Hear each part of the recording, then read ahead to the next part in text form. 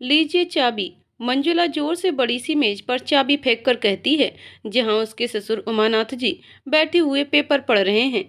चाबी तेजी से सरक कर उमानाथ जी के पेपर पर आकर गिरती है और वह सिर उठाकर चश्मे को संभालते हुए हैरानी से देखते हुए कहते हैं, ये क्या बहू मंजुला। लेकिन मंजुला कुछ नहीं सुनती है और वह तेजी से जीने की ओर उतरती हुई चली जाती है। इतने में उमानाथ जी अपने बेटे नीरज को बुलाकर कहते हैं, क्या हुआ बहू को, ये कहाँ जा रही है। ये सुनते ही नीरज दौड़ता हुआ मंजुला की तरफ भागता है और हाथ पकड़कर कहता है, सुनो इधर सुनो। ये सुनते ही मंजुला कहती है, अब मुझे कुछ नहीं सुनना, बहुत सुन चुकी। और वह दुपट्टे से मुंह को ढककर फपक कर रोती हुई गाड़ी की ओर बढ़ती है और गाड़ी स्टार्ट करके चल देती है। नीरज भी अपनी गाड़ी से उसका पीछा करता हुआ चल देता है। इधर उमानाथ जी की पत्नी सरस्वती जी ये सब देखकर गुस्से में आग बबूला होकर कहती हैं, राम जाने इस घर का क्या होगा। इतने में मिसू, जो मंजुला और नीरज की 13 वर्ष की बेटी है, वह रोती हुई कहती है, मेरी मम्मा कहाँ है, मेरी मम्मा कहाँ है, मम्मा आ जाओ, मम्मा मत जाओ, मम्मा मुझे छोड़कर मत जाओ।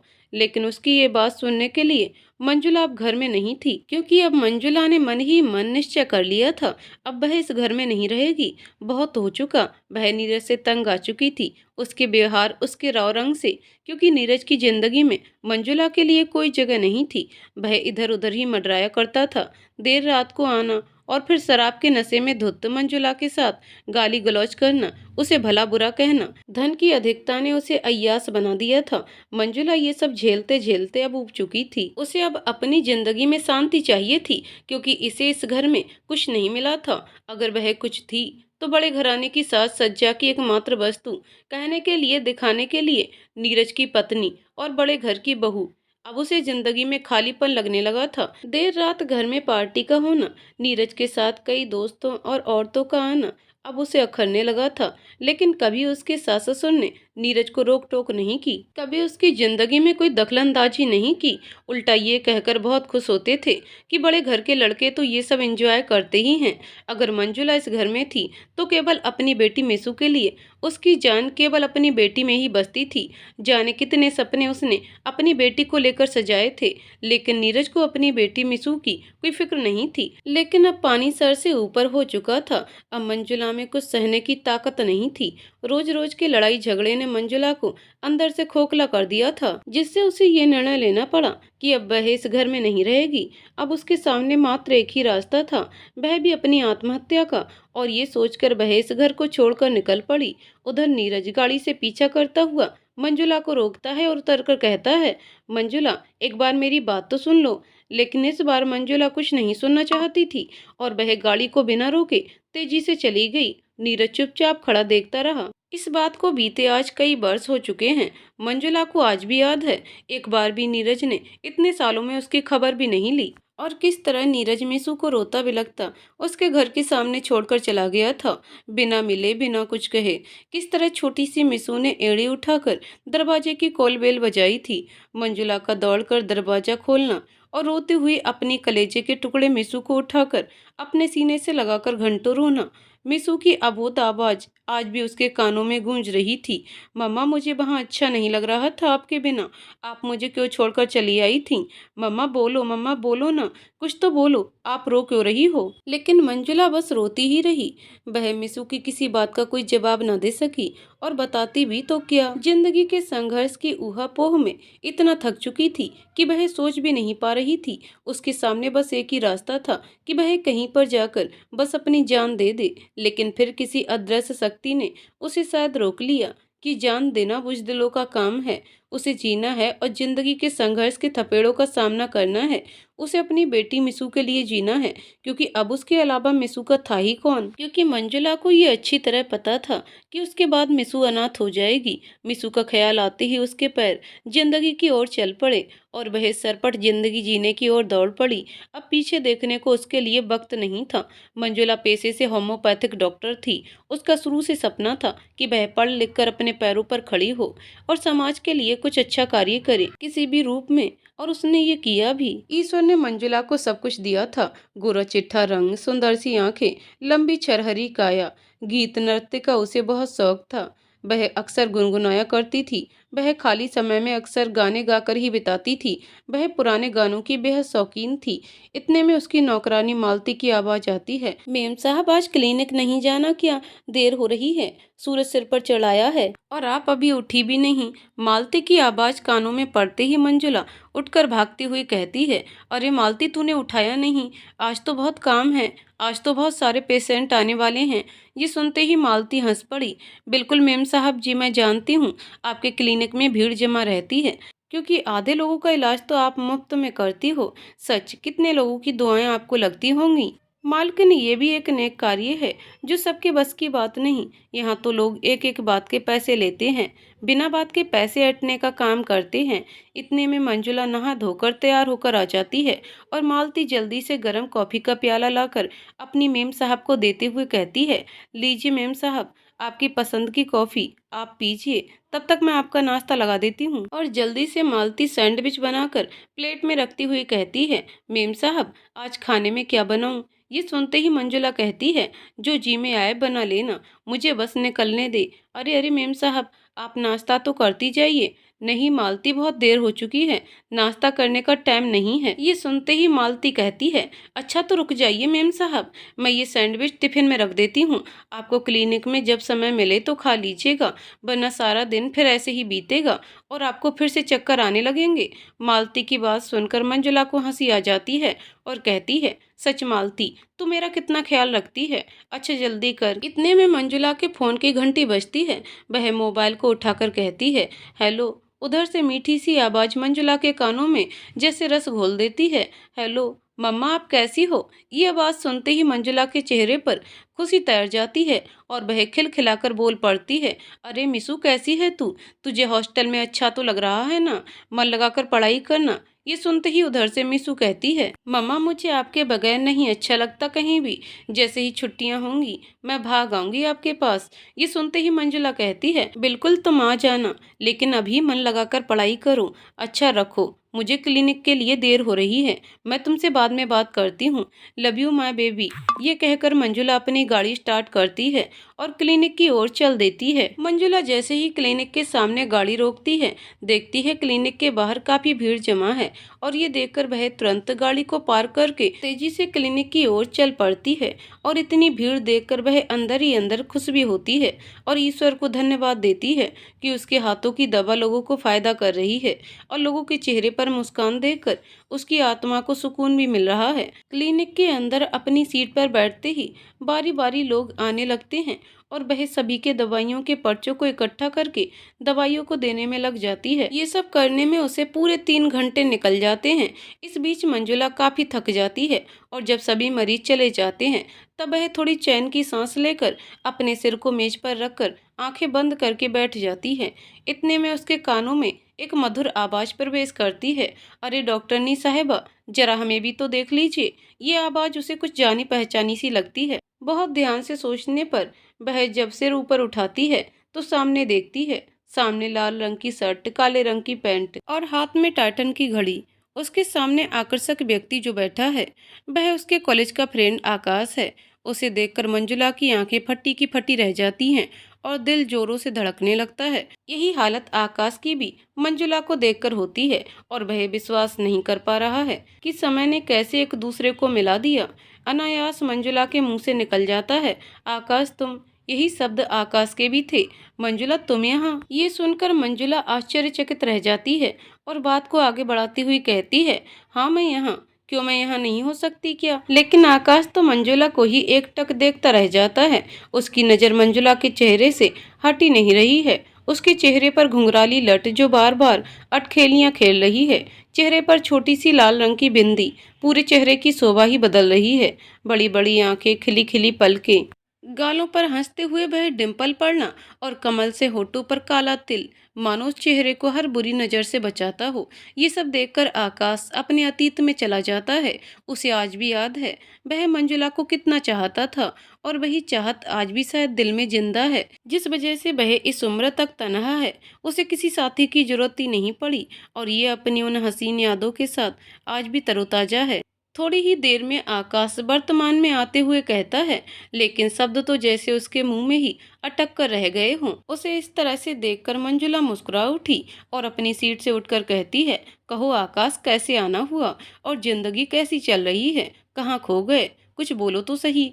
तुम्हारी फैमिली में सब ठीक तो है ना? ये सुनकर आकाश बोला, मुझे अभी देर हो रही है, मैं फिर आता हूँ। शायद आकाश आज कुछ बोलने की स्थिति में नहीं था और वह अपने अतीत में इस कदर डूब रहा था कि उसे उबरने में अभी समय लगता, और वह उल्टे पांव क्लिनिक के बाहर की ओर चल पड़ा। उसे इस तरह जाते देख मंजुला भी बेचैन हो उठी, लेकिन कुछ कह ना सकी। कहते हैं ना, वक्त आने पर ही सारी परतें खुलती हैं, चाहे यादों की हों चाहे मुलाकातों की हों। मंजुला के दिलो दिमाग से आकाश उतर ही नहीं रहा है। वह आंखें बंद कर रही है या खोल रही है, उसे हर तरफ आकाश ही आकाश दिखाई दे रहा है। कहते हैं ना, तकदीर जिनसे मिलाती नहीं, उनसे मोहब्बत भी गजब की होती है। मंजुला अतीत के समंदर में ना चाहते हुए भी डूबी जा रही है।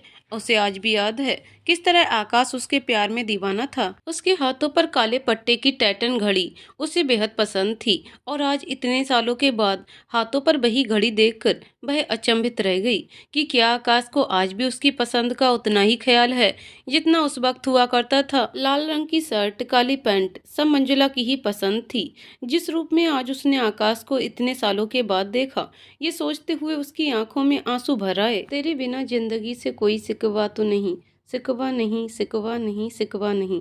ये गीत अक्सर मंजुला के होठों पर रहता था, और आकाश उससे कितनी रिक्वेस्ट करता था इस गीत को सुनाने के लिए, और मंजुला भी खुशी खुशी हर बार आकाश को इसी गीत को सुनाकर खुश कर देती थी। और दोनों कितना खुश थे। अक्सर खाली समय दोनों एक साथ बिताया करते थे। आज इतने सालों के बाद आकाश को देखकर मंजुला को वह सारे पल याद आ गए जो उसकी जिंदगी में एक हसीन समय बनकर आए थे, और कभी न भूलने के लिए दिल में एक छाप बनकर छोड़ गए थे। उसे वह पल भी याद आ गया जब आकाश ने उसे शादी के लिए प्रपोज किया था, हाथ में एक लाल गुलाब लेकर। लेकिन मंजुला अपने माता पिता के सम्मान में कोई कमी ना हो, क्योंकि उसे पता था उसके माता पिता इस शादी के लिए कभी राजी नहीं होंगे। इस वजह से वह आकाश को कभी हाँ ना कर सकी। आकाश ने उसे कितना मनाया था, शादी के बाद हम दोनों अपने मम्मी पापा को मना लेंगे। लेकिन मंजुला के रास्ते यहीं से आकाश से अलग हो गए थे, क्योंकि वह नहीं चाहती थी उसके माता पिता को कोई तनाव पहुंचे, और वह अपनी जिंदगी और महत्वाकांक्षाओं समेत आगे बढ़ गई। क्योंकि उसके बचपन का सपना था, उसे डॉक्टर बनना था, और उसने वह पूरा भी किया। फिर अपने माता पिता की मर्जी से उसने नीरज से शादी की, और फिर वह कहलाई बड़े घर की बहू, जहाँ सब कुछ था लेकिन मंजुला के हिस्से में अगर कुछ नहीं था तो वह उसके पति का प्यार, जिसकी वजह से उसकी जिंदगी तितर बितर हो गई थी। मिसू के जन्म के बाद उसे घर गृहस्थी में कोई चाव ना रहा। आज इतने सालों के बाद आकाश को अपने सामने देखकर वह कुछ समय के लिए फिर से अपने अतीत में जाकर मुस्कुराई थी। ऐसा लग रहा था मानो जिंदगी ने फिर से बाहें फैला दी हों उसे अपने आगोश में भरने के लिए। लेकिन परिस्थिति और समय के रंग ने उसे फिर से इजाजत नहीं दी, और वह फिर से कुछ नहीं कह सकी, अपने दिल के दर्द को बयां न कर सकी। आज मंजुला समय से पहले ही उठकर तैयार होने लगी। शायद उसके दिल में कहीं न कहीं आकाश से मिलने की हुक उठ चली थी। उसे जल्दी तैयार होते देख उसकी नौकरानी मालती ने अनायास ही पूछ लिया, क्या बात है मेम साहब, आज बहुत जल्दी तैयार हो रही हैं, क्या कोई इमरजेंसी है? अपनी नौकरानी मालती की बात सुनकर मंजुला स्तब्ध रह गई। अब उसे क्या जवाब दे, मन ही मन ये सोच रही थी, और फिर वह अपने ही मन से ये प्रश्न कर बैठी, मैं आज इतनी जल्दी क्यों तैयार हो रही हूँ? क्या मुझे आकाश से मिलना है? क्या आकाश भी मुझसे मिलना चाहता है? कहीं ऐसा तो नहीं उसकी चाहत समय के साथ खत्म हो गई? मैं यूं ही व्यर्थ में उससे मिलने की सोच रही हूँ। इतने में मालती की आवाज फिर से उसके कानों में टकराती है, क्या बात है मेम साहब, आप कुछ बोल क्यों नहीं रही हैं? मालती के बार बार पूछने पर मंजुला बोली, अरे कुछ काम होगा तभी तो तैयार हो रही हूँ, ला जल्दी से कॉफी पिला दे, या आज तू अपनी मेम साहब को ऐसे ही भेजेगी? ये सुनकर उसकी नौकरानी मालती ये कहती हुई किचन में दौड़ कर जाती है, नहीं नहीं मेम साहब, ऐसे कैसे हो सकता है कि मेरी प्यारी सी मेम साहब भूखी चली जाएं? अभी मैं तुरंत कॉफी लाती हूँ, और आज तो मैंने आपके मनपसंद नाश्ता भी बनाया है। और इतने में मालती गर्म कॉफी की प्याली मंजुला को पकड़ाते हुए कहती है, ये लीजिए, और दूसरे हाथ में गर्म पोहे की प्लेट पकड़ाती हुई कहती है, ये लीजिए मेम साहब, मशरूम और पनीर मिक्स पोहा, जो आपको बहुत पसंद है। अपना मनपसंद नाश्ता देखकर मंजुला की आंखों में चमक आ जाती है और वह बहुत खुश होती हुई कहती है, अरे वाह मालती, आज तो तूने सब कुछ मेरी पसंद का बनाया है। चलो आज शाम को मैं तुम्हारे लिए कुछ अच्छी सी चीज लेकर आती हूँ, और ये ले पकड़, 500 रुपये तेरा इनाम। मालती अपनी मेम साहब के हाथों से 500 रुपये लेते हुए उसकी आंखों में आंसू आ जाते हैं और कहती है, मेम साहब आपके प्यार के आगे ये 500 रुपये या इससे बढ़कर धन दौलत मेरे लिए कुछ नहीं है। बस आप खुश रहती हैं तो मैं भी खुश रहती हूँ। आप ज्यादा सोचा ना करें, हमेशा खुश रहिए, बस मैं यही चाहती हूँ। मालती की बात सुनकर आज मंजुला का दिल भर आता है और वह अपने मन ही मन सोचती है, आखिरकार मंजुला के मुंह से निकल ही जाता है, खुश रहना या दुखी रहना अपने हाथ में नहीं होता मालती। यदि किस्मत में सब अच्छा होता है तो हर इंसान खुश रहता है, और कौन नहीं चाहता खुश रहना। ये कहती हुई वह गाड़ी स्टार्ट करती है और क्लिनिक की ओर चल देती है। जैसे जैसे क्लिनिक पास आती है वह देखती है कि आकाश फिर से आज उसी लाल शर्ट और काली पैंट में वही टाइटन की घड़ी पहने हाथ बांधकर क्लिनिक के सामने खड़ा हुआ है। ऐसा लग रहा है मानो वह भी उसी बेकरारी से मंजुला का इंतजार कर रहा है। मंजुला ये देखकर अंदर ही अंदर बहुत खुश होती है, लेकिन अगले ही पल उदास भी हो जाती है, क्योंकि उसे पूरी तरह से ये भान है कि अब वह शादीशुदा है, वह किसी की पत्नी है। भले ही उसे पत्नी का सुख और दर्जा न मिला हो, किसी की माँ है, इसलिए वह अपने अतीत को कहीं ना कहीं वहीं रोक देना चाहती है। वह अपनी गाड़ी को किनारे पर पार्क करती है और गाड़ी का दरवाजा खोलकर निकलते ही उसकी नज़र आकाश पर टिक जाती है। इतने में गाना बज उठता है, तेरे बिना जिंदगी से कोई सिकवा तो नहीं, और आकाश हेलो करके मोबाइल फोन उठाता है और उसकी किसी से बात होती है। थोड़ी ही देर में फोन बंद हो जाता है। ये गाना आकाश के फोन की कॉलर ट्यून थी।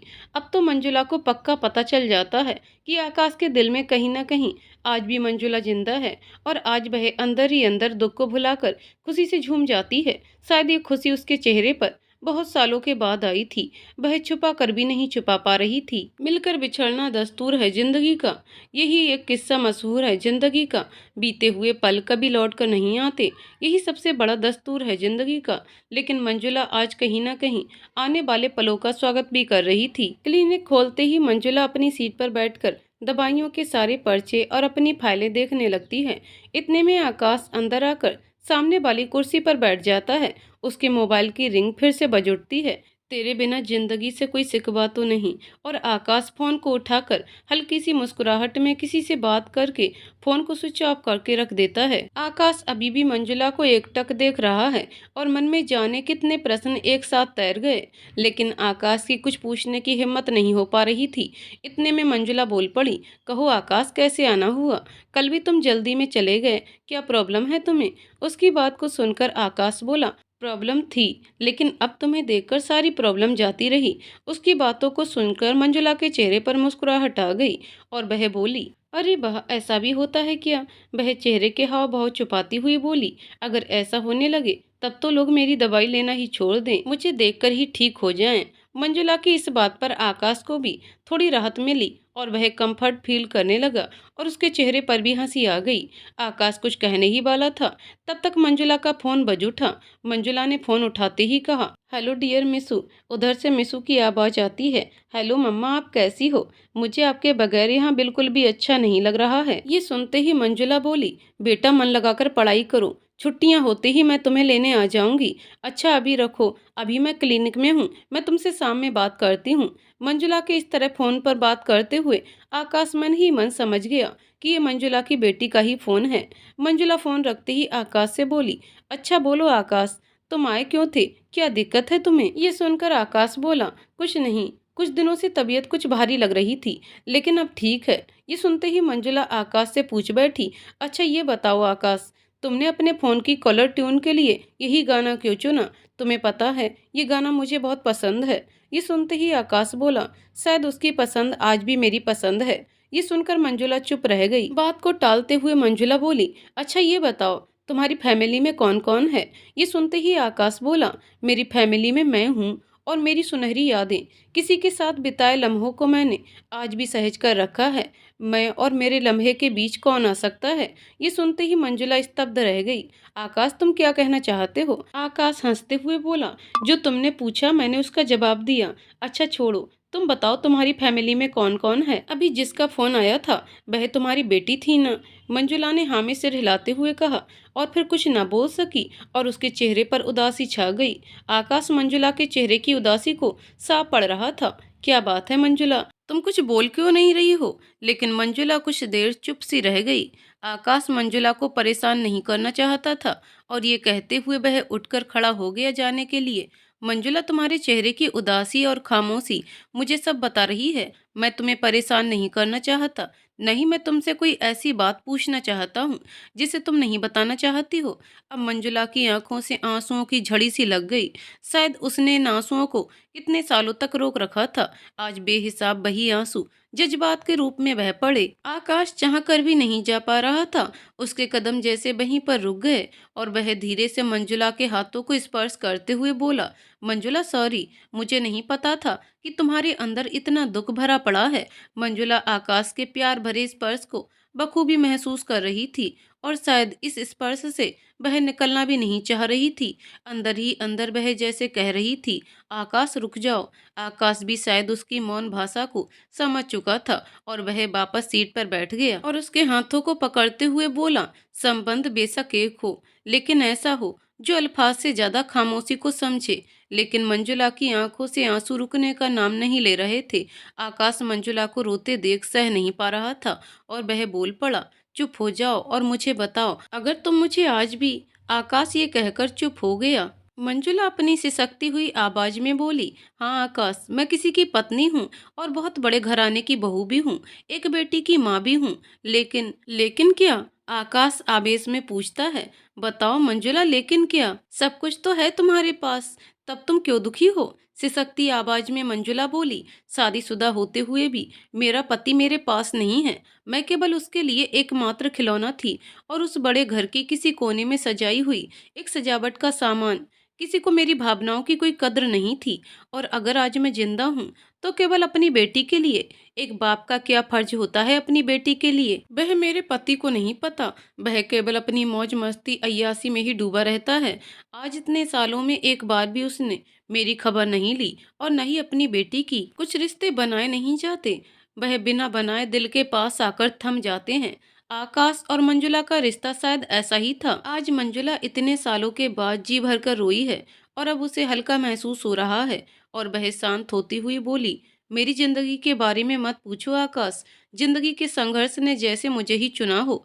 हर पल हर कदम पर मैं जिंदगी के इम्तिहान देते देते थक गई हूँ।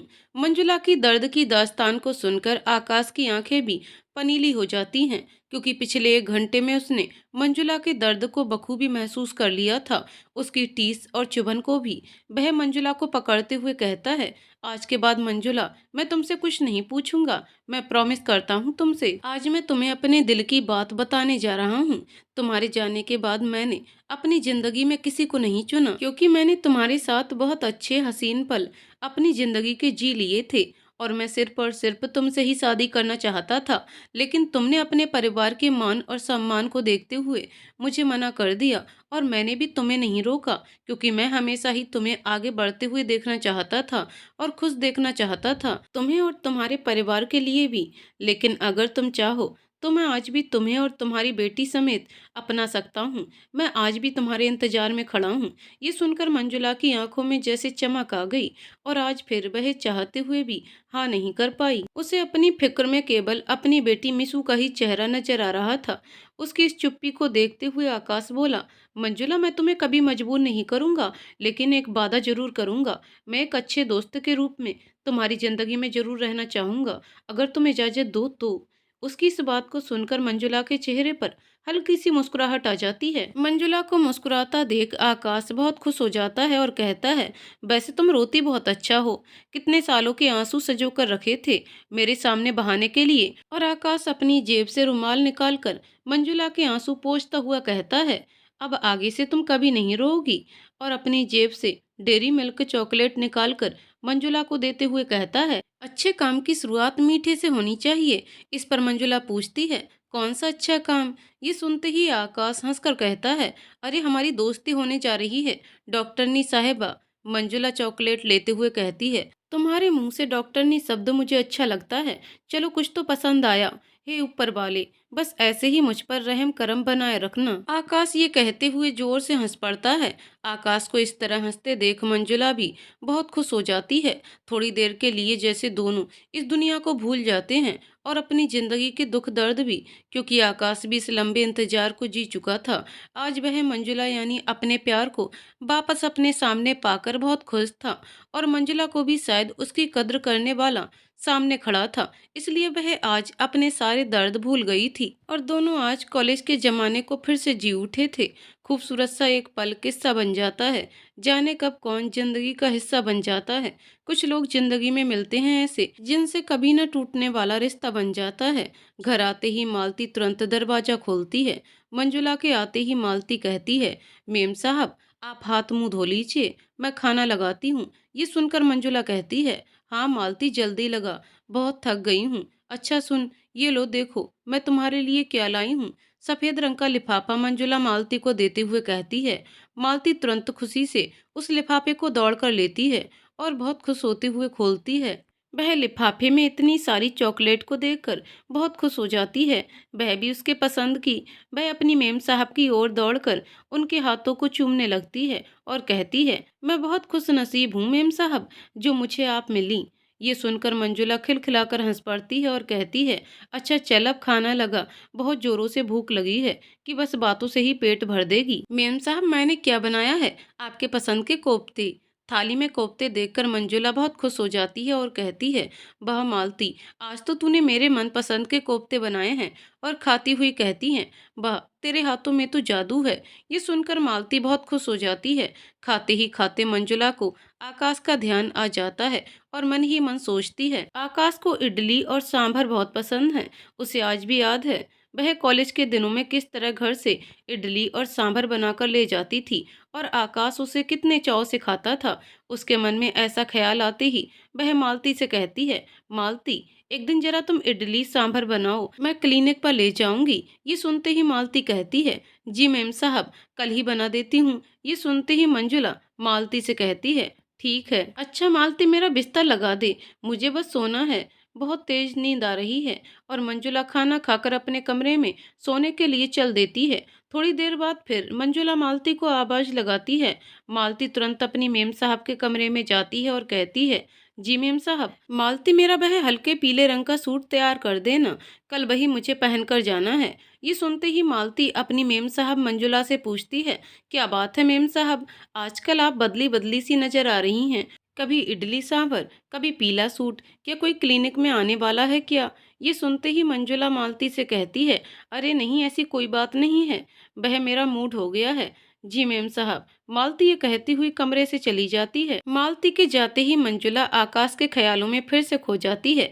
उसे चाह कर भी नींद नहीं आ रही थी। बार बार नजरों के सामने आकाश का चेहरा ही घूम रहा है। इतने सालों के बाद आकाश को अपनी मनपसंद ड्रेस और उसके फोन में उसके मनपसंद गीत का कॉलर ट्यून का होना उसकी आंखों की नींद गायब कर देती है। वह अपने मोबाइल फोन को हाथ में लेकर सोचती है, आकाश से बात कर लूं, लेकिन ये क्या, उसके पास तो आकाश का नंबर ही नहीं है। ये सोचकर वह मन ही मन आकाश पर नाराज होने लगती है और फिर कहीं मन में ये भी सोचने लगती है, मैं क्यों मांगू नंबर, क्या उसे नहीं फिक्र है, वह नहीं दे सकता था। वह चाह कर भी नहीं सो पा रही है। जैसे ही वो आंखें बंद करती है उसके ख्वाबों में आकाश का मुस्कुराता हुआ चेहरा नजर आने लगता है। अपनी दोस्ती की आगोश में उसे भरने को बेताब कर जाता है। मंजुला की जिंदगी में भी खुशियों ने इतने सालों के बाद दस्तक दी है, जैसे वक्त ने हर शय को पलट कर रख दिया है। उसकी आंखों में आंसुओं की जगह खुशियों ने अब चमक भर ली है। जीने को जिंदगी ने खूबसूरत लम्हों के साथ अपनी बाहें फैला दी हैं। खुशनुमा पल मोतियों की तरह जैसे उसके दामन में सिमटने को आतुर हो गए हों। वह जिंदगी को भरपूर अब जीना चाहती है। अपनी जिंदगी के बीते उन कड़वे पलों को बिल्कुल नहीं याद करना चाहती। उसे आज भी याद आ जाता है, पिछली जिंदगी किसी सदमे से कम नहीं थी। जिस पति के साथ उसने अग्नि के साथ फेरे लिए थे, जिसके हाथों से उसने मंगलसूत्र पहना था, जिसके हाथों ने उसकी मांग में सिंदूर भरा था, अब उस पति को उसकी रत्ती भर भी कदर नहीं थी। उसे आज भी याद है सुहाग रात के दूसरे ही दिन वह झिड़की हुई नौकरानी के समान हो गई थी। और कितनी बेरहमी से नीरज ने उससे कहा था, मैंने अपनी माँ के लिए बहू ला दी। इस घर में देख रेख और काम करने के लिए एक औरत की जरूरत थी, मैंने वह पूरा कर दिया, बस इससे ज्यादा मैं कुछ नहीं कर सकता। कभी उसके पति नीरज को मंजुला के लिए समय नहीं होता था, वहीं दूसरी औरतों के साथ वह दिन रात बिताता था। अगर कहीं उसके दोस्तों की आवभगत में कोई कमी हो जाती तो वह किस कदर उसे पीटता था। नीरज के किए गए अत्याचार उसे आज भी याद हैं। बेरहमी से पीटने से उसकी पीठ का दर्द आज तक नहीं गया। अचानक मंजुला की आंखों से फिर से आंसू बह निकलते हैं और वह इन आंसुओं के साथ कब सो जाती है उसे पता भी नहीं चलता। मंजुला पीले सूट में तैयार होकर क्लिनिक के लिए निकल पड़ती है। इतने में पीछे से मालती की आवाज आती है, मेम साहब ये टिफिन तो लेते जाइए, संभाल कर पकड़िए, इडली और सांभर दोनों गर्म है और सीधा ही रखिएगा वरना सांभर छलक जाएगा। ये सुनते ही मंजुला कहती है, अरे ला ला, मैं तो भूल ही जा रही थी। ठीक है बाबा, सीधा ही पकड़ूंगी। मालती टिफिन को बगल की सीट पर संभाल कर रख देती है और क्लिनिक की ओर ड्राइव करते हुए चल देती है। रास्ते में बार बार मंजुला को यही ख्याल आ रहा था कि आज आकाश की नज़र उसके पीले सूट पर पड़ेगी। उसे कॉलेज का वह दिन याद आ जाता है जब वह पीला सूट पहनकर गई थी। किस तरह आकाश उसे पूरा दिन अपनी आंखों से निहारता रहा और बार बार उसकी तारीफ में शायरियां सुना रहा था और कई बार उसे पीला सूट पहनकर आने को कहा था। मंजुला को पता था आकाश को पीला रंग बहुत पसंद है। बातों ही बातों में रास्ता कब कट गया पता ही नहीं चला और वह गाड़ी पार्क करके क्लिनिक की ओर चल पड़ी। क्लिनिक खोलकर अपनी सीट पर बैठकर वह रोजाना की तरह अपनी फाइलें और पर्चे सही करने लगती है। थोड़ी देर में मरीजों का तांता लगना शुरू हो जाता है और वह अपने काम में व्यस्त हो जाती है, लेकिन बार बार आज निगाहें दरवाजे पर ही जा रही हैं। मंजुला की आंखों को बेसब्री से आकाश का इंतजार था। पूरा दिन निकल गया, आकाश की कोई खबर नहीं। अंदर ही अंदर परेशान होने लगी और कहीं ना कहीं थोड़ा गुस्सा भी आने लगा था। देखते ही देखते पूरा दिन निकल गया। शाम के 5 बजने को आ गए, लेकिन आकाश अब तक नहीं आया। मंजुला ना चाहते हुए भी बार बार दरवाजे पर टकटकी लगाई जा रही थी, जैसे उसे लग रहा था आकाश आएगा जरूर। उम्मीद भी बड़े कमाल की चीज होती है, सब्र गिरवी रखकर इंतजार थमा देती है। उसके इंतजार में जैसे मंजुला की आंखें बार बार कह रही थीं, हर वक्त तेरी जुस्तजू और आने की आस रहती है, तुझे देखने को बेताब ये आंखें बेजार रहती हैं। सब कुछ है बस केवल तू नहीं, जाने क्यों जिंदगी यूं ही उदास रहती है।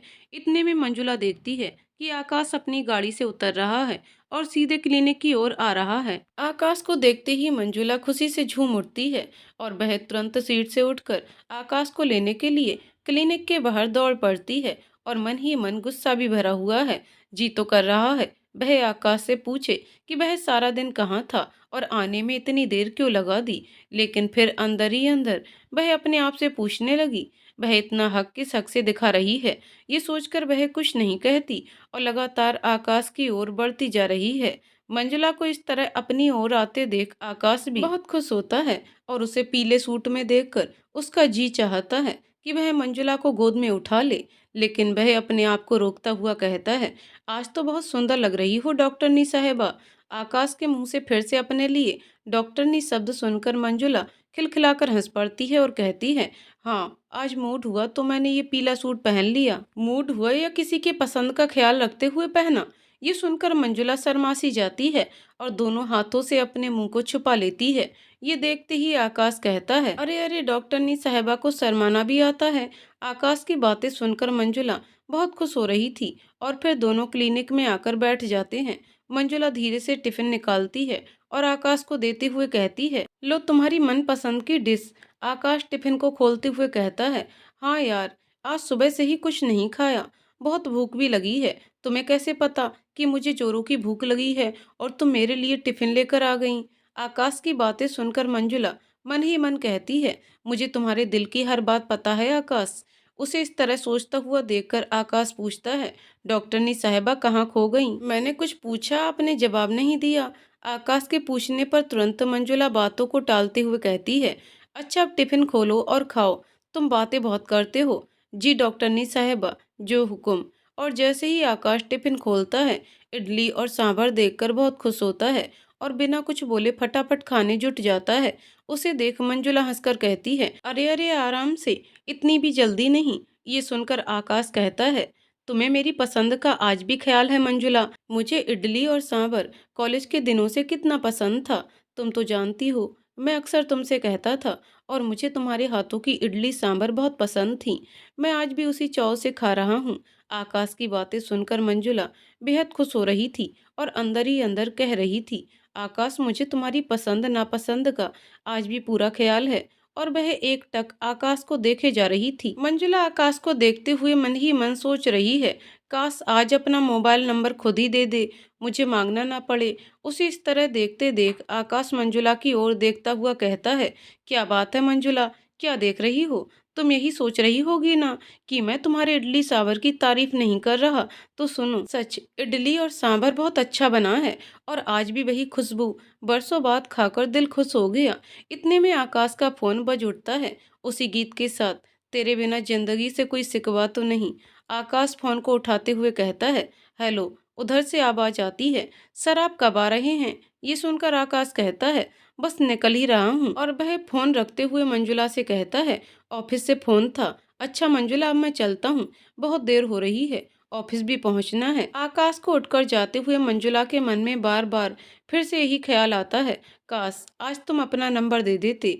उसे इस तरह गहरी सोच में देख आकाश मंजुला के करीब आकर धीरे से पूछता है, क्या बात है डॉक्टरनी साहिबा, किसी गहरी सोच में हो आज लग रहा है, कहीं मैंने कोई गलती तो नहीं कर दी? आकाश को इस तरह पूछते देख मंजुला कुछ नहीं बोलती और अपनी आंखें बंद कर लेती है। आकाश फिर से मंजुला से पूछता है, क्या बात है मंजुला, बताओगी नहीं? तुम्हारी इन बंद आंखों में कुछ राज तो जरूर है। अच्छा सुनो मंजुला, मुझे तुमसे एक बात कहनी थी, देखो याद आ गया वरना भूल जाता। मेरे ऑफिस में एक दोस्त है, उसे कुछ प्रॉब्लम है, क्या मैं तुम्हारे क्लिनिक ला सकता हूँ? हो सकता है तुम्हारी दवा उसे फायदा कर जाए। उसे कुछ एलर्जी है, मैं तुम्हें अपना नंबर दे देता हूँ, जिससे आसानी हो जाएगी और तुम बता देना, तब मैं उसे लेकर आऊँगा। आकाश के मुंह से नंबर देने की बात सुनकर मंजुला बहुत खुश हो जाती है और उसकी आंखें खुशी से चमक उठती हैं और उसके मुंह से निकल जाता है, तुमने तो मेरे मुंह की बात छीन ली। और वह खुश होकर कहती है, क्यों नहीं आकाश, तो लाओ तुम मुझे अपना नंबर दो, मैं सेव कर लेती हूँ। ये सुनकर आकाश कहता है, ठीक है डॉक्टरनी साहिबा, जब आप कहेंगी तभी मैं उसे लेकर आऊँगा। मंजुला आकाश का नंबर पाकर इतनी खुश हो गई मानो उसे क्या मिल गया हो। आकाश के जाने के बाद वह मोबाइल की स्क्रीन को बार बार चूम रही है। इतने में मिसू का कॉल आता है। मंजुला कॉल उठाते हुए कहती है, हेलो बेटा मिसू, कैसी हो? तुम्हारी पढ़ाई तो अच्छी चल रही है ना? उधर मिसू बोलती है, यस मम्मा, मेरी पढ़ाई बहुत अच्छी चल रही है और अब तो मेरी यहाँ बहुत सारी फ्रेंड्स भी बन गई हैं। मैं सारा दिन उन्हें आपके बारे में ही बताया करती हूँ कि मेरी मम्मा बहुत अच्छी हैं, मेरी मम्मा डॉक्टर हैं, मेरी मम्मा ऐसी हैं, मेरी मम्मा बहुत प्यारी हैं। मिसू के मुंह से अपने लिए इतनी अच्छी बातें सुनकर मंजुला को हंसी आ जाती है और कहती है, अरे बस कर मिसू, अच्छा मम्मा मैं आपसे बाद में बात करती हूँ। ये कहकर मिसू फोन कट कर देती है। मिसू को अब हॉस्टल में अच्छा लग रहा है, ये सोचकर मंजुला को बहुत खुशी होती है। इतने में उसकी नज़र आकाश के बैग पर पड़ती है, जो वह जाते जाते ही छोड़ गया। मंजुला आकाश को फोन लगाती है। आकाश फोन उठाते हुए कहता है, इतनी जल्दी क्या थी डॉक्टरनी साहिबा, मेरे नंबर को आज ही लगा देने की? ये सुनकर मंजुला हंसते हुए कहती है, अरे नहीं आकाश, तुम अपना बैग यहीं छोड़ गए हो, इसलिए मैंने तुम्हें कॉल किया। ऑफिस जा रहे हो तो जरूरत तो पड़ेगी ना? ये सुनकर आकाश कहता है, अरे बाप रे, मैं अभी आया। और थोड़ी ही देर में आकाश क्लिनिक में आकर मंजुला को देखते हुए अपना बैग उठाता है और कहता है, अच्छा हुआ डॉक्टरनी साहब, आपने याद दिला दिया, वरना आज तो मेरी खैर नहीं थी। तुम बहुत भुलक्कड़ हो आकाश। तिरछी नजरों से देखकर मंजुला कहती है। आकाश मंजुला को देखते हुए कहता है, आपकी आंखों में डूब जाने के बाद कैसे याद रह सकता है? बिल्कुल नहीं। और वह मंजुला को प्यार से देखते हुए चल देता है। आकाश के मुंह से ये बात सुनकर मंजुला अंदर ही अंदर बहुत खुश होती है और वह हमेशा के लिए आकाश को अपने दिल के कहीं कोने में सहेज कर रख लेना चाहती है। आज मंजुला सुबह 5 बजे ही उठकर तैयार हो गई, क्योंकि आज उसका जन्मदिन है और वह इस दिन मंदिर में जाना नहीं भूलती और मंदिर के सामने बैठे गरीबों को दान करना नहीं भूलती, क्योंकि कहते हैं ना, मुख से लिया हुआ ईश्वर का नाम। और हाथ से किया हुआ दान कभी व्यर्थ नहीं जाता। सुबह से ही फोन कॉल आने का तांता लगा हुआ है। एक के बाद एक फोन आता ही जा रहा है। मंजुला कभी किसी का आशीर्वाद लेती तो किसी को थैंक यू डियर कहकर फोन रख देती। इतने में उसकी बेटी मिसू का भी कॉल आ जाता है। मंजुला ने फोन उठाया कि तभी उधर से मिसू की आवाज आती है, हैप्पी बर्थडे मम्मा, मेरी प्यारी मम्मा, लव यू मम्मा। मम्मा मुझे आने का बहुत मन है, लेकिन अभी मेरे एग्जाम होने वाले हैं, इसलिए मैं नहीं आ पाऊंगी क्योंकि मुझे एग्जाम के लिए बहुत स्टडी करनी है। ये सुनते ही मंजुला कहती है, कोई बात नहीं मिसू, तुम पहले अपने एग्जाम की तैयारी करो और एग्जाम दो। जब तुम आओगी तब हम लोग डबल सेलिब्रेट करेंगे। ठीक है बेटा, okay my dear sweet baby. Okay mama. ये कहकर मिसू फोन रख देती है और मंजुला भी आगे अपने काम में जुट जाती है। इतने में मालती की आवाज आती है, मेम साहब मुझे पता है आज आपका जन्मदिन है, आज तो आप मंदिर जाएंगी। आज मैंने आपकी मनपसंद डिश बनाई है और आपका मनपसंद पीला सूट जो आप परसों खरीद कर लाई हैं, उसे मैंने रेडी कर दिया है पहनने के लिए। सच में मेम साहब, आपकी पूरी अलमारी पीले रंग से भरी हुई है। मंजुला ये सुनकर हंस पड़ती है। क्या करूं मालती, मुझे ये पीला रंग पता नहीं क्यों बहुत अच्छा लगता है। इतने में मालती बहुत सारे पीले फूल लाई थी जो अपनी मालकिन के जूड़े में लगाने लगी। अरे अरे, ये क्या कर रही है? मंजुला हंसकर पूछने लगी। कुछ नहीं मेम साहब, आज मैं बगीचे से कुछ पीले फूल लाई थी। मुझे याद था आज आपका जन्मदिन है, तो मैंने पहले ही सोच रखा था कि मैं आपके जूड़े में लगा दूंगी। सच आप कितनी सुंदर लग रही हैं, आपको किसी की नजर ना लगे। तू भी ना। ये कहकर मंजुला तैयार होने चल देती है और मालती से कहती है, जल्दी नाश्ता लगा। जी मेम साहब। मालती ये कहकर किचन में चली जाती है और जरा देर में अपनी मेम साहब के लिए कॉफी और नाश्ता लाकर टेबल पर रख देती है और थोड़ी ही देर में मंजुला नाश्ता करके क्लिनिक के लिए निकल पड़ती है। मंजुला बार बार मन में यही सोच रही है कि आकाश को उसका जन्मदिन याद होगा, और ये सोचते सोचते वह क्लिनिक पर पहुंच जाती है और जाकर तुरंत फाइल और सारे कागज ठीक करने लगती है। जरा देर में मरीजों के आने की कतार लग जाती है। ये सब करते करते शाम हो जाती है, लेकिन अभी तक आकाश का कोई पता नहीं था। मंजुला मन ही मन सोचती है कि आकाश को उसका जन्मदिन अब याद नहीं, और मन ही मन फिर वह निराश होने लगती है। तब तक उसे याद आता है, अरे मंदिर भी जाना है, और वह उठकर मंदिर जाने की तैयारी करने लगती है। लेकिन इतनी ही देर में आकाश आता हुआ दिखाई देता है और उसके हाथ में बड़ा सा डब्बा है। ये देखकर मंजुला हैरान हो जाती है और आश्चर्य में पड़ जाती है और मन ही मन सोचती है, आकाश के हाथों में ये क्या है।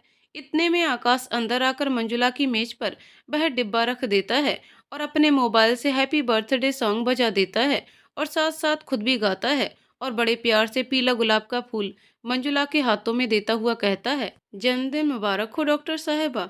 ये देखकर मंजुला को मानो दोनों हाथों में पूरा आसमान मिल गया हो। वह खुशी से उछल पड़ती है और जोरों से आकाश को गले लगा लेती है, लेकिन अगले ही पल वह तुरंत आकाश से दूर खड़ी हो जाती है। सॉरी आकाश। ये कहकर वह अपनी सीट पर बैठ जाती है। मंजुला के मुंह से सॉरी शब्द सुनकर आकाश कहता है, इसमें सॉरी की क्या बात है मंजुला। लेकिन मंजुला के मुंह से एक शब्द भी नहीं निकलता और मन ही मन सोच रही है, आज इतने सालों के बाद किसी ने उसका बर्थडे सेलिब्रेट किया है। उसके पति नीरज को तो शायद उसके जन्मदिन की तारीख भी याद नहीं है। आज इतने सालों में उसके पति ने एक बार भी एक कॉल तक नहीं की। वह अपने जन्मदिन की खुशी को रोक ना सकी और उसने अनायास ही आकाश को गले लगा लिया। उसे इतनी गहरी सोच में देख आकाश बोला, अच्छा डॉक्टरनी साहिबा, किस सोच में डूब गई हैं आप? देखिए तो इस डिब्बे में क्या है, खोलिए तो सही। मंजुला तुरंत एक्साइटमेंट में वह डिब्बा खोलती है। वह देखती है कि आकाश उसके लिए पाइनएप्पल केक लाया है जिस पर पीले फूल लगे हुए हैं और छोटा सा रेड कलर का हार्ट भी लगा हुआ है। ये देखकर मंजुला बहुत खुश हो जाती है और आकाश उसे केक काटने को कहता है। मंजुला जैसे ही केक काटने के लिए आगे बढ़ती है, इतने में क्लिनिक के बाहर रोड पर शोर मचने लगता है। शोर इतना तेज था कि आसपास के लोग इकट्ठा होने लगे। थोड़ी ही देर में बहुत बड़ी भीड़ इकट्ठा हो गई। ये देखकर आकाश और मंजुला भी हैरान हो गए और वह दोनों भी निकलकर उस भीड़ के पास गए तो देखा किसी कार का एक्सीडेंट हुआ है और उसमें बैठा आदमी अंतिम सांसें ले रहा है और थोड़ी ही देर में वह दम तोड़ देता है। उसी भीड़ में से एक आदमी उसके पास आ जाता है और उसके चेहरे पर पड़े रुमाल को हटाता है तो देखता है कि उसका सर फटा हुआ है और वह मृत अवस्था में है। आकाश और मंजुला भी उसे देखने के लिए भीड़ को चीरते हुए आगे बढ़ते हैं। मंजुला जैसे ही उस आदमी को देखती है तो वह हैरान रह जाती है। उसकी आंखें फटी की फटी रह जाती हैं और उसके मुंह से बड़ी सी चीख निकल जाती है। नहीं, मंजुला को इस तरह चीखते देख आकाश हतप्रभ रह जाता है और थोड़ी ही देर में मंजुला बेहोश हो जाती है। आकाश मंजुला को उठाकर क्लिनिक में लाता है और वह परेशान हो जाता है कि आखिर मंजुला का इस आदमी से क्या रिश्ता है। वह उस आदमी को देखकर क्यों चीख पड़ी और बेहोश हो गई। मंजुला के चेहरे पर पानी के छींटे मारने लगता है। थोड़ी ही देर में मंजुला को होश आता है तो वह अपने को क्लिनिक के बिस्तर पर पाती है और आकाश उसके हाथों को अपने हाथों में लिए उसके सिर को सहला रहा होता है। आकाश के बार बार पूछने पर भी मंजुला कुछ नहीं बोल सकी, केवल उसकी आंखों में आंसू बह रहे थे। आकाश जोर से मंजुला को हिलाते हुए पूछता है, क्या हुआ मंजुला तुम्हें? तुम इस तरह क्यों चीख पड़ी? आखिर क्या बात है? मैं भी जानना चाहता हूँ। लेकिन मंजुला कुछ बोलने की स्थिति में नहीं थी। थोड़ी देर में आकाश भी शांत हो जाता है और धीमे स्वर में कहता है, कोई बात नहीं मंजुला, तुम नहीं बताना चाहती तो मत बताओ, लेकिन मुझे इतना जरूर पता है कि तुम्हारा उस आदमी से जरूर कोई ऐसा रिश्ता है जिसको देखते ही तुम्हारे चेहरे का रंग बदल गया और तुम कुछ बोल भी नहीं पा रही हो। ये कहते हुए आकाश क्लिनिक से बाहर जाने लगता है। आकाश को जाते देख मंजुला बोल पड़ती है, जानना चाहते हो आकाश तुम? तो सुनो, मैं बताती हूँ तुम्हें। ये आदमी कोई और नहीं, मेरा पति नीरज है। ये मेरा वही पति है जिसने आज तक मेरी कोई खबर नहीं ली, न ही अपनी बेटी की। ये सुनते ही आकाश हैरानी में पड़ जाता है, लड़खड़ाते हुए स्वर में कहता है, मैं सोच भी नहीं सकता मंजुला कि ऐसा आदमी तुम्हारा पति हो सकता है जो देखने में एकदम शैतान सा लग रहा था। उसके चेहरे की बड़ी बड़ी दाढ़ी देखी थी तुमने? हाँ, कपड़े जरूर उसने महंगे पहने हुए थे और पास में बोतलें देखी थीं। तुम तो बेहोश हो गई थी, मैंने सब देखा था। और उसकी जेब से एक लेटर भी निकला था जिस पर लिखा हुआ था, मंजू मुझे माफ कर देना। ये सुनकर मंजुला और परेशान हो जाती है क्योंकि उसे याद है कि नीरज ने उसे सुहागरात की रात ही मंजू नाम से पुकारा था। उसके बाद तो वह इस नाम को भूल ही गया था। क्या हुआ मंजुला, अब किस सोच में पड़ गई? बताओ मुझे। आकाश के पूछने पर मंजुला कहती है, मेरे पति ने मुझे केवल एक ही रात के लिए मंजू नाम दिया था, इसके बाद तो वह मुझे भूल ही गया था। बताओ आकाश, अब माफ करने को बचा ही क्या है?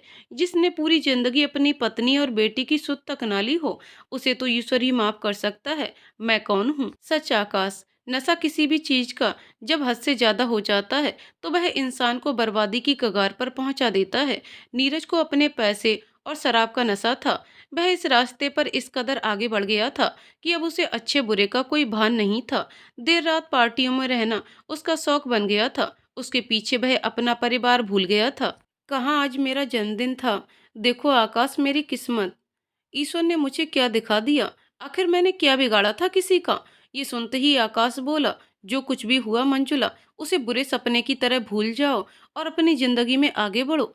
कैसे भूल जाऊं आकाश? जिस तरह जिस हालत में मैंने नीरज को देखा, मैं दावे के साथ कह सकती हूँ कि ये किसी के प्यार में धोखा खाया होगा जिसके लिए उसने मुझे छोड़ दिया। लोग धोखा गलत इंसानों से खाते हैं और बदला अच्छे इंसानों से लेते हैं। एक बार दिल टूट जाए तो शायद ही जुड़ पाता है। मंजुला की बात सुनकर आकाश बोला, दुनिया में ताकतवर इंसान वह होता है मंजुला जो धोखा खाकर भी दूसरों की मदद करना नहीं छोड़ता, और मैंने ये खूबी तुम में देखी है और शायद तुम उस अदृश्य ताकत से भी अभी तक जीती आई हो। ये सुनकर मंजुला कहती है, हाँ आकाश, तुमने सही कहा, लेकिन एक बात मैं जरूर जानती हूँ, धोखा देकर कोई बचता नहीं। इस जिंदगी में किसी न किसी की बद्दुआ उसे तबाह कर देती है। मुझे कितना विश्वास था नीरज पर, लेकिन मंजुला, मैं आज ही जरूर कहना चाहूंगा कि नीरज पर विश्वास करना शायद बेवकूफ़ी थी। लेकिन आकाश, पति पत्नी के रिश्ते में विश्वास का होना बहुत जरूरी है, क्योंकि विश्वास बिना तो मूर्ति भी सिर्फ पत्थर की है, भगवान की नहीं। आज मंजुला के सामने बीता हुआ कल मानो पूरी तरह से सजीव हो गया है। वह बेबस होकर फूट फूट कर रो पड़ती है, ये कहती हुई, मैं जिंदा हूँ या नहीं? आकाश, मुझे खुद नहीं पता था। कई बार मैं मौत के पास से गुजरी हूँ। मंजुला को इस तरह रोते देख आकाश कहता है, जो बीत गया सो बीत गया। मंजुला, अब तुम आने वाले कल को देखो और एक बात याद रखना, वक्त जब निर्णय करता है तब सबूत और गवाहों की जरूरत नहीं होती।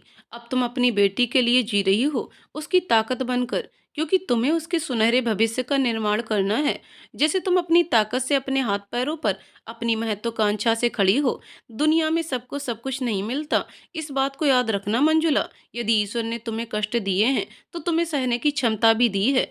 आज मंजुला आकाश में अपना एक बहुत अच्छा दोस्त देख रही थी, जो उसे सुख दुख में समझा रहा था, और उसके दिल में एक बार हुए प्यार के अपने नाम की दस्तक को उसने आज तक संजो कर रखा है।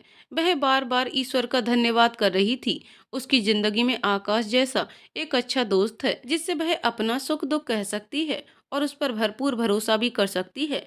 थोड़ी देर में आकाश अपने रुमाल से मंजुला के चेहरे को पोंछता हुआ कहता है, डॉक्टरनी साहबा, आप रोते हुए नहीं अच्छी लगती। अब आप अपनी जिंदगी में आगे बढ़िए, और वह भी थोड़ा मुस्कुरा कर, क्योंकि अच्छे काम की शुरुआत हंसकर ही करनी चाहिए।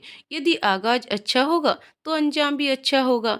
क्यों, मैंने सही कहा ना? आकाश की बातें सुनकर मंजुला के चेहरे पर मुस्कुराहट तैर जाती है, और वह जैसे फिर से जिंदगी को जीने के लिए तैयार हो जाती है।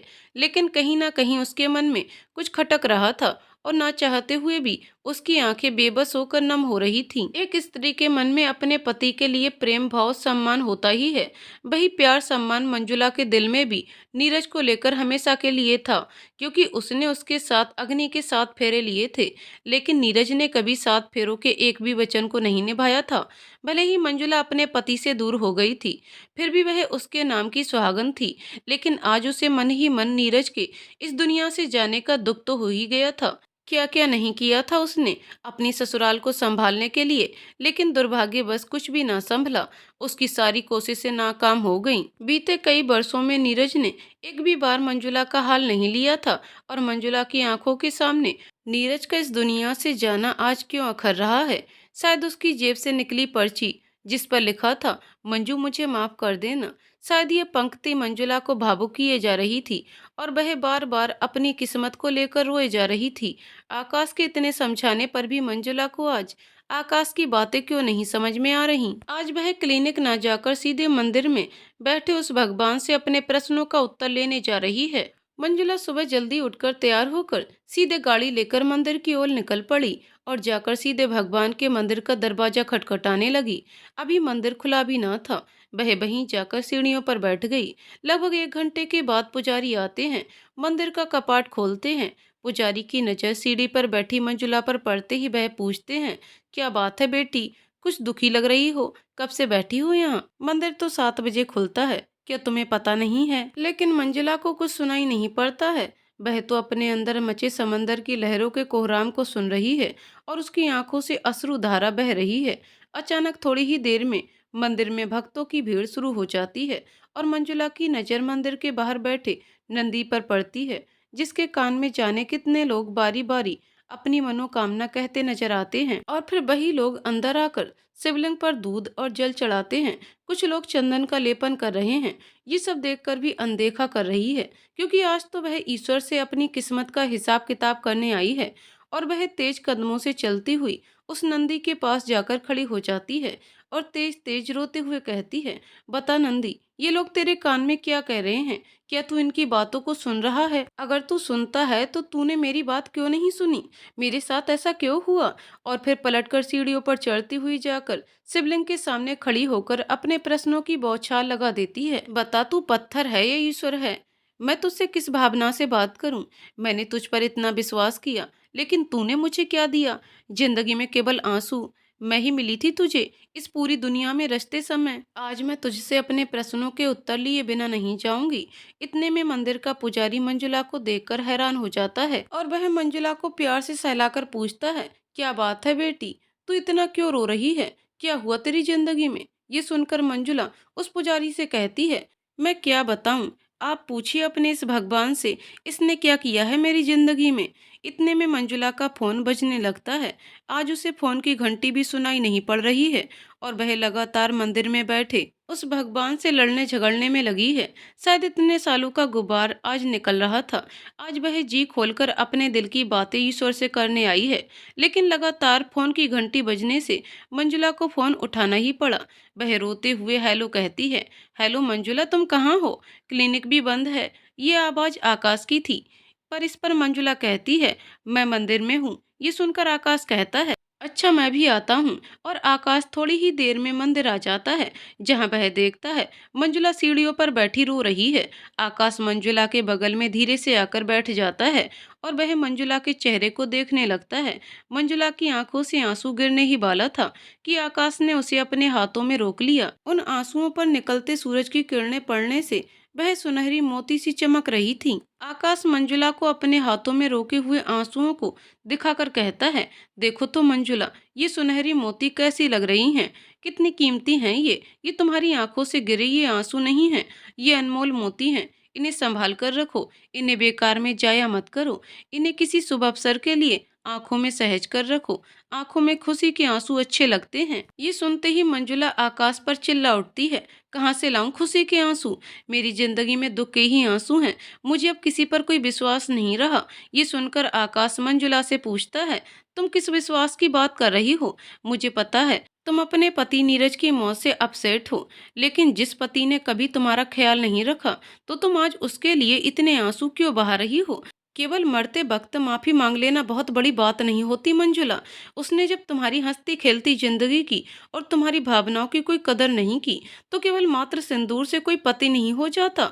मैं तो बस इतना ही कहूंगा मंजुला, अवसर और सूर्योदय में एक ही समानता होती है। देर करने वाले अक्सर इन्हें खो देते हैं, और तुम नीरज की जिंदगी में वो सूर्योदय का अवसर बनकर रह गई थी, लेकिन उसे तुम्हारी कीमत पता नहीं चली और उसने वह मौका खो दिया। आकाश की बातें सुनकर मंजुला कहती है, मुझे इंसान तो क्या, मुझे तो अब भगवान पर भी कोई भरोसा नहीं है। इस पर आकाश मंजुला से कहता है, ये तो अपने अपने मानने की बात है। विश्वास में तो वह शक्ति है मंजुला, जिससे उजड़ी हुई दुनिया में प्रकाश लाया जा सकता है। विश्वास पत्थर को भगवान बना सकता है, और अविश्वास भगवान के बनाए इंसान को पत्थर दिल बना सकता है। इस पर मंजुला कहती है, किस विश्वास की बात करूं मैं आकाश? ये ईश्वर जो बैठा है मंदिर में, इसने मेरे साथ ऐसा क्यों किया? मेरी जिंदगी में इतने संघर्ष क्यों दिए? ये सुनकर आकाश कहता है, केवल मंजुला तुम ही संघर्ष की कतार में नहीं हो। जरा इतिहास उठाकर देखो, बहुतों ने इसका मजा चखा है। अपने अपने हिस्से का सभी को संघर्ष करना है। जिंदगी इतनी आसान नहीं है।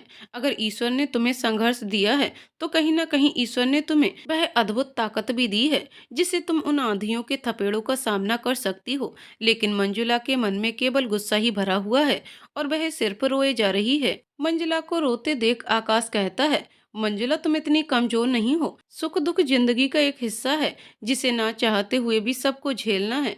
तुम्ही ने मुझसे कहा था ना कि तुम इन संघर्षों को झेलते हुए कई बार मौत के रास्ते से गुजरी हो, लेकिन मौत तुम्हें अपनी आगोश में नहीं ले पाई। क्यों? तुमने कभी सोचा है इस बारे में? क्योंकि मौत तुम्हें चाह कर भी मौत की नींद नहीं सुला पाई, क्योंकि उस वक्त भी ईश्वर हर पल हर कदम पर तुम्हारे साथ था और तुम्हें अपनी बाहों में थामे हुए था। जिंदगी में टेंशन किसको नहीं है, संघर्ष तनाव किसको नहीं है? फिर भी इन लबों पर जिसके मुस्कान है, वही हर हाल में खुश है। तो मुस्कुराकर जीने में क्या हर्ज है? उम्र तक थका नहीं सकती, ठोकरें गिरा नहीं सकती। अगर जिद हो जीतने की, तो हार हरा नहीं सकती। ये सुनकर मंजुला आकाश से कहती है, आकाश मैं अब और संघर्ष नहीं कर सकती। इस पर आकाश कहता है, तुम संघर्ष नहीं कर सकती मंजुला, लेकिन तुम संघर्ष करती ही आई हो। हर बार विजयी बनकर निकली हो।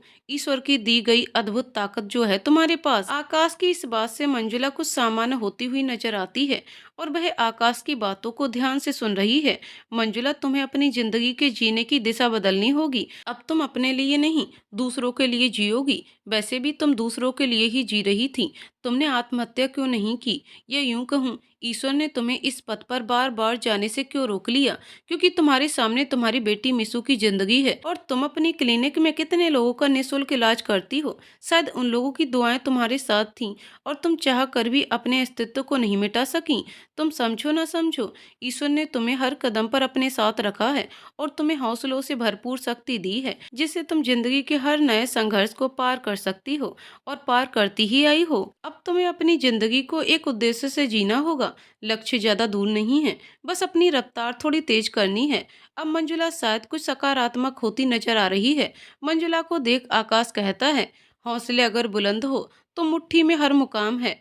मुश्किलें और मुसीबतें तो जिंदगी में आम हैं। मंजुला, तुम मुस्कुराती हुई बहुत अच्छी लगती हो। मुस्कुराने के मकसद न ढूंढो, वरना जिंदगी यूं ही कट जाएगी। कभी बेवजह भी मुस्कुरा कर देखो, तुम्हारे साथ साथ ही जिंदगी भी मुस्कुराएगी। इन दोनों की बातें लगातार पुजारी सुन रहा था और फिर वह मंजुला को देखते हुए कहता है, बेटी, तुम जिन प्रश्नों के साथ इस मंदिर में आई थीं, आज जो तुम्हारे सामने बैठा है, शायद ईश्वर ने उसी के जरिए तुम्हारे सारे प्रश्नों के उत्तर दे दिए। मैं उम्मीद करता हूँ कि तुम्हारे सारे प्रश्नों का समाधान मिल गया होगा। संघर्ष तो राम ने भी किया था और संघर्ष तो कृष्ण ने भी किया था। बिना संघर्ष के जीवन है क्या? जिसकी जिंदगी में संघर्ष नहीं, उसके जीवन में कोई चमक भी नहीं। आज मंजुला आकाश और पुजारी जी की बातों को बहुत ध्यान से सुन रही थी। ऐसा लग रहा था मानो उसको अपने सारे प्रश्नों के उत्तर साक्षात ईश्वर दे रहे हों। जिंदगी जीने के बहुत मायने हैं। लगातार अच्छे कर्मों का प्रयास छोटा ही हो, लेकिन लगातार होना चाहिए। छोटी छोटी बारिश की बूंदें नदी के बहाव को भी बदल सकती हैं। अब मंजुला बिल्कुल मौन है। ऐसा लग रहा है कि अब उसके अंदर मच रहे तूफान की लहरें अब शांत हो गई हैं। उसके अपने हर प्रश्न का उत्तर धीरे धीरे मिल रहा है। अब वह जीवन जीने की दिशा को बदल चुकी है और अपने जीवन को बेकार नहीं होने देना चाहती। आज इस पवित्र मंदिर के प्रांगण में मंजुला की जिंदगी बदल रही थी। उसे अपनी बोझ सी जिंदगी अब हल्की फुल्की नजर आ रही थी। वह आकाश की ओर देखती हुई कहती है, आकाश, तुमने मुझे जिंदगी जीने की चाह दी है। जिंदगी के जिस बोझ तले मैं दबी हुई थी, तुमने उसे अपने सकारात्मक नजरिए से कितना हल्का कर दिया है। मंजुला की बातें सुनकर आकाश बोला, तुमने अपनी जिंदगी को खुद हल्का बनाया है। मैंने तो केवल तुम्हें जिंदगी जीने का नजरिया बताया है। मंजुला, मैं आज भी तुम्हें बहुत चाहता हूँ। अगर तुम चाहो तो मैं आज भी तुम्हें अपनाने को तैयार हूँ, तुम्हारी बेटी के साथ। इस पर मंजुला कहती है, नहीं आकाश, शादी के नाम से मुझे चिढ़ हो गई है। मुझे इस बंधन में अब नहीं बंधना। इस पर आकाश कहता है, शादी के लिए मैं तुम्हें बाध्य नहीं करूंगा मंजुला। मैंने तो वैसे भी अपनी जिंदगी तुम्हारे नाम कर दी है। एक अच्छे दोस्त के रूप में हमेशा तुम्हारे आसपास रहूंगा। तुम्हें कभी भी मेरी जरूरत हो, तुम आवाज लगाना, मैं दौड़कर चला आऊंगा। तुम्हें पता है मंजुला, दुनिया का सबसे खूबसूरत संगीत आपके अपने दिल की धड़कन है। खुद ईश्वर ने इसकी रचना की है, इसलिए हमेशा अपने दिल की सुनो। ये सुनकर मंजुला आकाश की ओर देखते हुए मुस्कुरा देती है और उसके होठों पर फिर से वही गीत आ जाता है, तेरे बिना जिंदगी से कोई सिकवा तो नहीं, सिकवा नहीं, सिकवा नहीं, सिकवा नहीं। और फिर मंजुला इस गीत के बाद कहती है, आकाश, मैं उस ईश्वर का धन्यवाद करूंगी कि तुम जैसा अच्छा दोस्त मुझे मिला और हर मोड़ पर मेरा साथ देने को खड़ा किया। इस पर आकाश हंसकर कहता है, बहुत बहुत शुक्रिया डॉक्टरनी साहिबा। और फिर अपनी जेब से चॉकलेट निकालते हुए मंजुला को देते हुए कहता है, तो फिर से इस अच्छे लम्हों की शुरुआत के साथ कुछ मीठा हो जाए। मंजुला चॉकलेट लेते हुए हंसती है। इतने में मंजुला का फोन बजने लगता है। मंजुला फोन उठाती है। उधर से मिसू बोलती है, हेलो मम्मा, कैसी हो आप? मंजुला बहुत खुश होती हुई कहती है, ठीक हूँ मिसू बेटा। इस पर मिसू कहती है, मम्मा, मैं कल आ रही हूँ, आप मुझे लेने आओगे एयरपोर्ट पर? इस पर मंजुला कहती है, बिल्कुल। और फिर मिसू फोन रख देती है। इन दोनों की बातें सुनकर आकाश कहता है, मंजुला, तुम्हें खुश देखकर तुम्हारी बेटी भी कितनी खुश होती है। तुम्हें अपनी बेटी की खुशी का भी ख्याल रखना है। उसे अपने जीवन में तुम्हें सुंदर दिशा देनी है। अपने उड़ान के लिए खोल दो पंख मंजुला, अभी उड़ान बाकी है। जमी नहीं है मंजिल तेरी, अभी पूरा आसमान बाकी है। जमी नहीं है मंजिल तेरी, अभी पूरा आसमान बाकी है। अब मंजुला को लम्हा लम्हा जिंदगी जीने की चाहत हो गई है। उसकी आंखों में एक नई आशा की किरण चमक रही है। उसके होठों पर मुस्कुराहट आ गई है। चेहरे ने एक अद्भुत आभा ले ली है। और इस तरह से मंजुला की जिंदगी राह पर दौड़ती हुई चल पड़ी। सच है, जिंदगी खेलती भी उसी के साथ है जो खिलाड़ी बेहतरीन होता है। कोई इस जद्दोजहद में बिखर जाता है तो कोई हंसकर निखर जाता है। तो दोस्तों, कहानी यहीं पर समाप्त होती है। दोस्तों, आपको कहानी कैसी लगी कमेंट करके जरूर बताइएगा। कहानी पसंद आई हो तो वीडियो को लाइक शेयर करें और चैनल को सब्सक्राइब करें। कहानी को पूरा सुनने के लिए बहुत बहुत धन्यवाद दोस्तों।